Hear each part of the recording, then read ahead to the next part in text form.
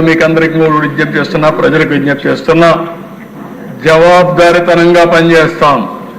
ఈ రోజు నేను తయారు చేసే విజన్ 4.0 విజన్ వర్షన్ 1. ఈ వర్షన్ 1 2047కి ఇస్తాం.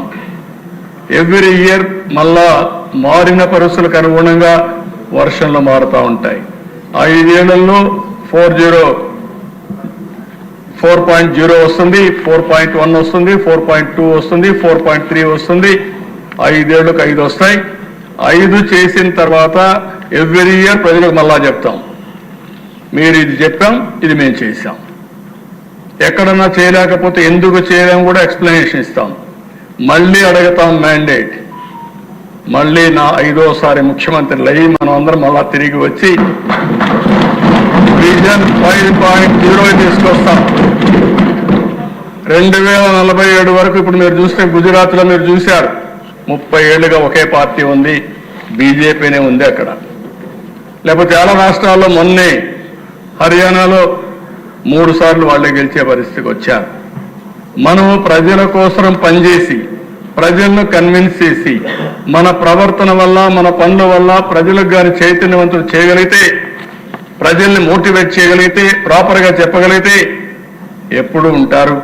ఇప్పుడు నేను 9వసారి ఎమ్మెల్యే, 10వసారి కూడా అవుతాను.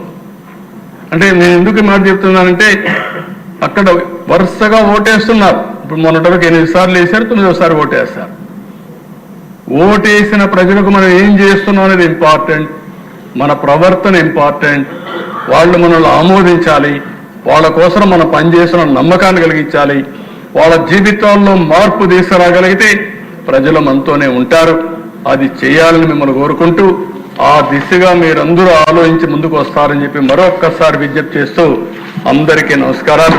రాష్ట్ర ప్రజలందరికీ కోరుకుంటున్న దిశ మీ ద్వారా ఈరోజు మేము ఇచ్చిన డాక్యుమెంట్ ఒక చరిత్ర.